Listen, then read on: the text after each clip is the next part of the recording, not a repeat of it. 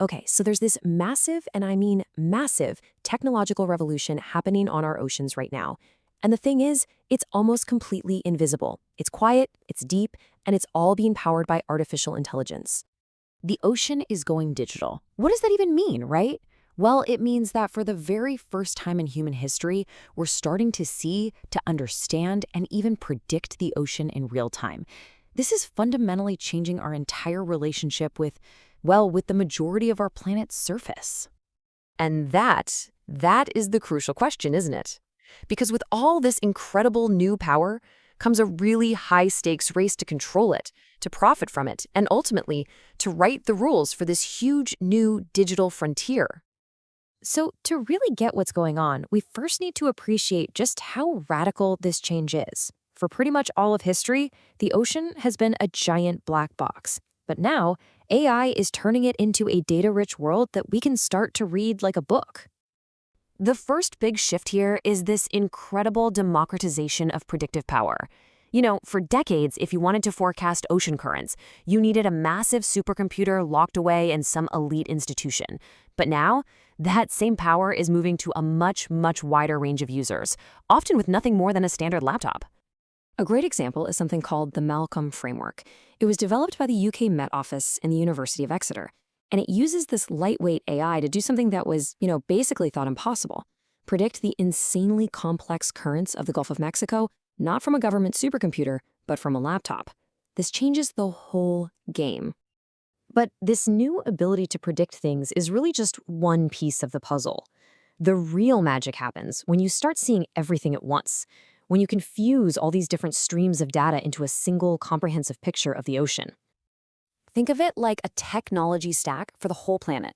Way up at the top, you've got satellites giving us that big global picture. Then in the middle, there's this mobile layer of autonomous platforms, things like underwater drones and robotic boats that are kind of like our roving reporters. And down at the bottom, providing that essential ground truth, you have fixed sensors that are constantly sampling the water.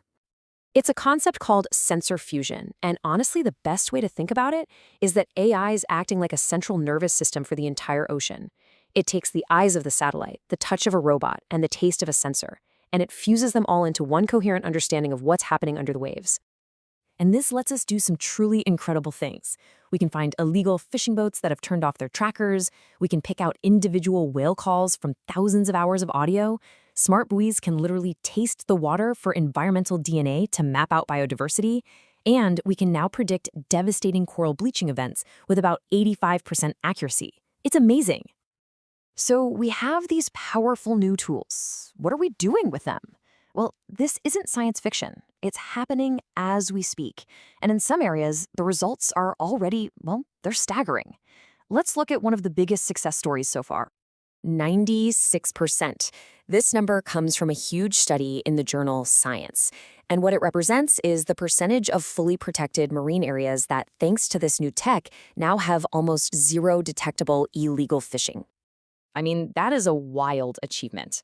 For decades, creating a marine park was often just a symbolic gesture, right? It was almost impossible to enforce across thousands of miles of open ocean. But now this all-seeing AI-powered surveillance is transforming environmental policy from a hopeful idea into a hard, enforceable reality. It's giving these laws real teeth. But, of course, this new power to see and to enforce creates its own enormous set of challenges. Because as we get better and better at monitoring the ocean, we're forced to confront some really difficult questions about fairness, about equity, and about who's in control. The core problem is really this. Our technology is moving at lightning speed, while our ability to develop the legal and ethical rules to manage it, well, it's lagging way, way behind. And this has given rise to this really potent fear, a concept called digital colonialism. It's basically a modern form of resource extraction, but the resource isn't oil or minerals, it's data.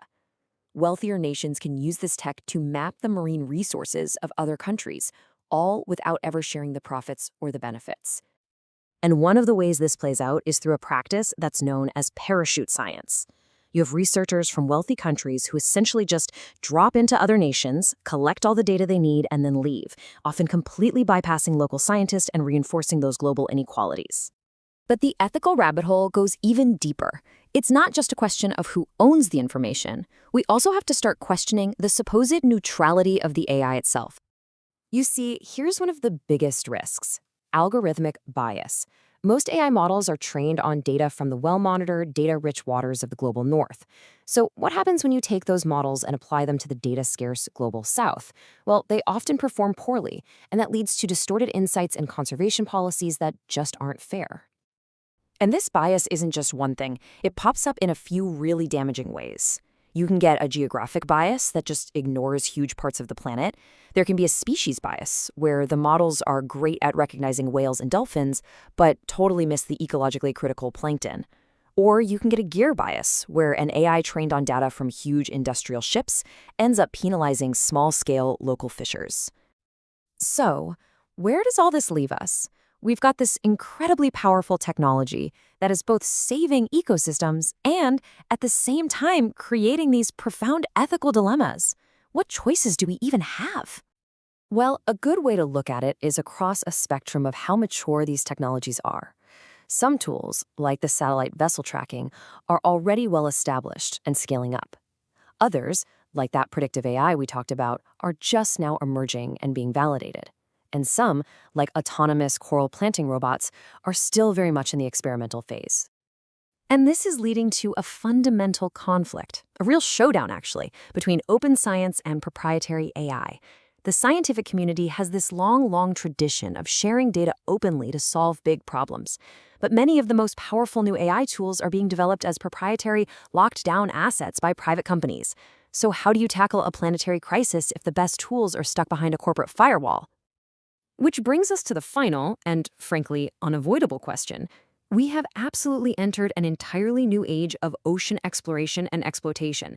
So, if data really is the world's most valuable new resource, who exactly gets to mine the ocean?